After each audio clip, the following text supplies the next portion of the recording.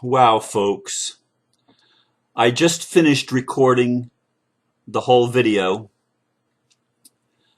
It was 5:01, 17-minute video. And I went to save it, and it disappeared. I have no idea. That never happened to me before in all the videos that I've done.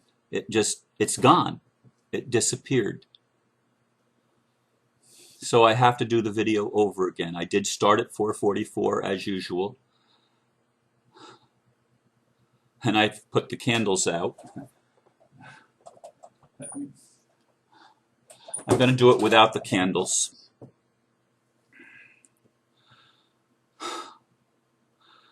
It's probably one of the most difficult videos I've ever done, which is probably why it was erased. It asks a very serious question. Can humanity ascend with the Cabal still in control of our world? Last night we had a more balanced meeting here at the Mary Horgan Center than the one I talked about a week ago, with an equal number of men and women present. The video that was selected for viewing was Quantum Communication by David Serrata. This one.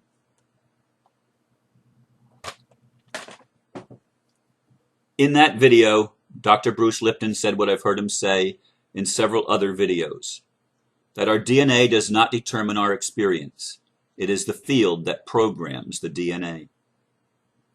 This further answered the question asked yesterday by Neil Dyer, quote, if everything is connected, we are all one, part of a collective consciousness, is it not the collective that creates the need for the Cabal? Instead of getting rid of the Cabal, which will do nothing because the collective conscious mind is still the same frequency and will manifest over and over like it has for the past 1,000 years, should we not look inside ourselves and be in allowance of the whole, including the Cabal, and use the time we have to change what we can inside of ourselves instead of looking outside for solutions? Would that not open up our consciousness to more possibility, and the Cabal will no longer be necessary? I can't recreate what I just said in the previous recording. But Neil asks some really good questions too. And for those of you that have been following or follow Bruce Lipton's work, you know that he talks about taking a petri dish, putting healthy cells into a petri dish and introducing toxins into the environment. The cells will get sick and ultimately die. It will disturb the homeostasis.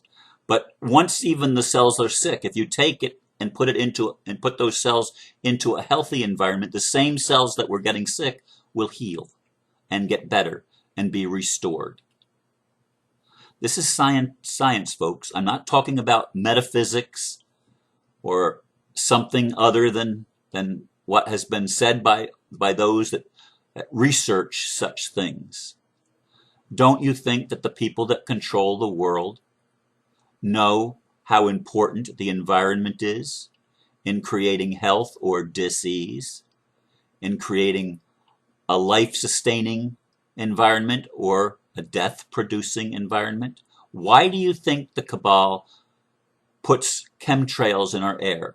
Why do you think they pollute the soil, pollute the water, and even pollute the air and the environment with microwaves and other ultra low frequency waves that literally control our thoughts? Why do you think all of this activity is being done on our planet at a time when we're scheduled for awakening? A time when awakening is ready to happen, and yet most people still sleep. Most people, the majority, the vast majority, still, they know something's wrong, but they feel powerless to do it. Why do we feel powerless? Because we've allowed people to run the world that are toxic. Call them what you will. Neil's right that we are all one. But the majority of humanity remains in denial, and that's even worse. It's especially true among people that claim to be awakened. And they're awakened to denial. They're awakened to not taking action. There's nothing I can do. Let the outside forces take care of it. There's nothing I can do in dealing with my reality. It's not my job to buck the system or to raise my voice in protest of what's going on in the world. It's not my job. And so we have the world that we live in. We have the world where even the media and the information is vastly controlled by a handful of people that have psychopathic visions of controlling and ruling the world and having everybody serve them, creating a transhumanistic culture where people are nothing but machines, programmed robots, if you will, biological robots to perform the necessary functions to keep the elite happy. Except they'll never be happy, but that's another story. And I'm still feeling the angst and the disappointment of losing the video that I recorded first, because I was so inspired in that one, and that just what happened changed my energy. It changed my energy.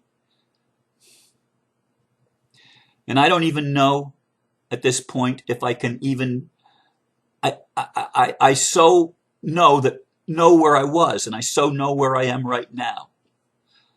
And I'm feeling this. I'm feeling this. And I don't know why it disappeared. I mean, I'm saving it. I put it in there. I click save, and it's gone. It's gone. The whole thing. There's no more, and no more, nothing that I could save. And see, here I am talking about not what I was talking about before. And I've spent 25% of this video so far talking about what I didn't talk about in the first recording. But we need to wake up. We need to look at the world that we live in. So many of my friends think that they're not involved. So many of my friends think that they can't do anything. It's not their job to stand up against the injustices. We had a lady come last night, 2 ladies from Vero Beach, drove an hour to get here. Thank God they did, otherwise we would have had an imbalance again. But one of the ladies her home is being taken from her. And she's got 3 generations living in that home. Her daughters and her grandkids are living with her in that home. And it's being taken away from her. This is happening every day by the thousands or tens of thousands of people. And it's not just. It's not lawful.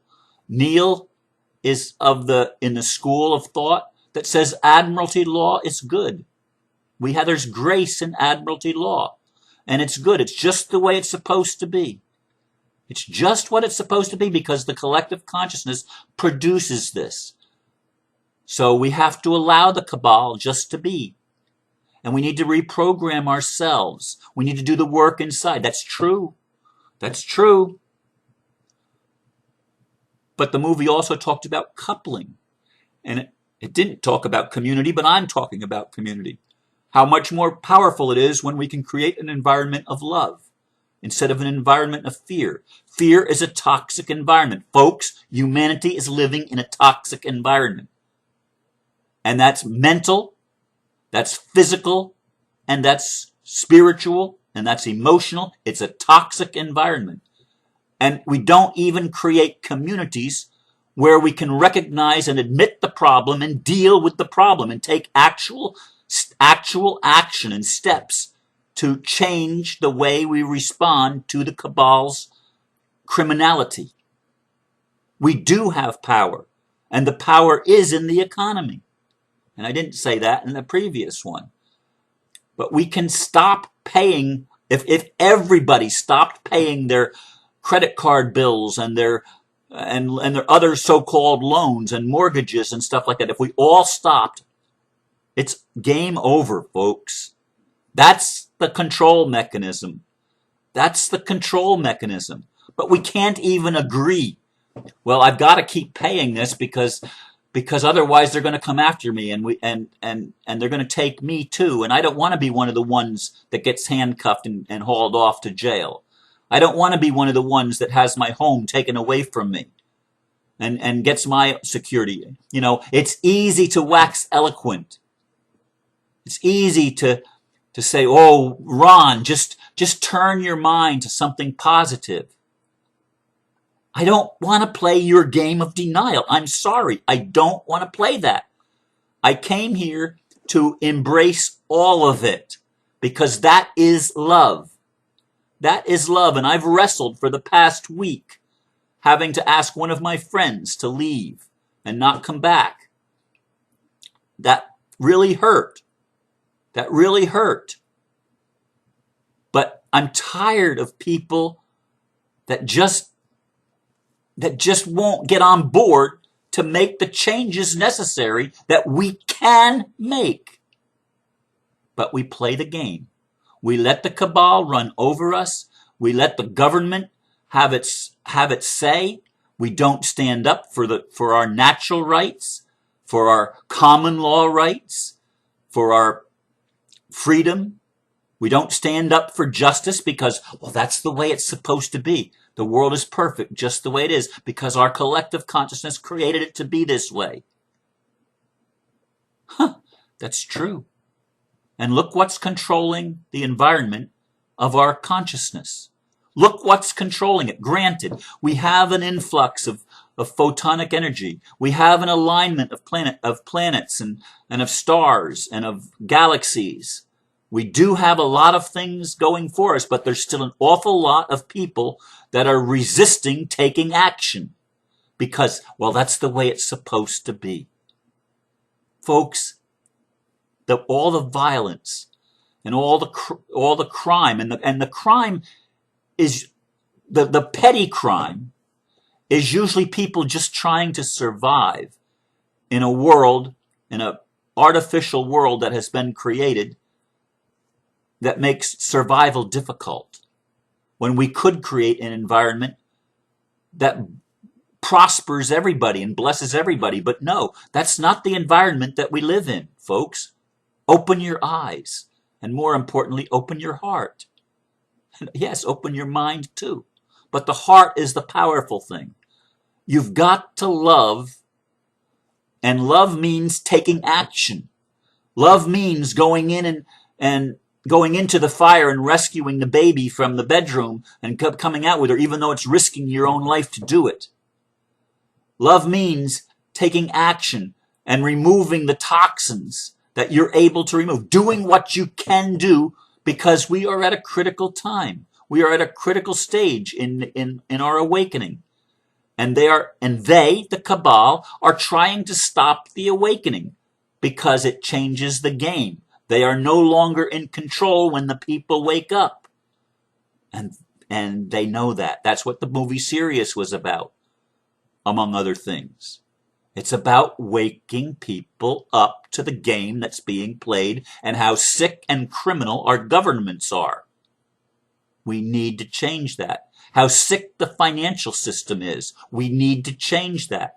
These are not just external things. These are things that affect our experience as human beings. Because it's the field. That's the field we're living in. That's the environment that we're living in. And we have the power to change it if we will take responsibility for it. But we must take responsibility. Are you willing? I keep doing what I do, and I wrestle with these paradoxical issues. Because yes, it is an inside job. But my experience remains dependent on the environment. Because I live in the environment. And I can't just change the environment by saying, oh, it must be perfect. That doesn't change anything. I still see and experience the pain. And if it happens to my brother or my sister, it happens to me. It happens to me. And these are things that I wrestle with, and these are things that I'm trying to get every one of my friends around the world to see, and my friends here in the local community to see.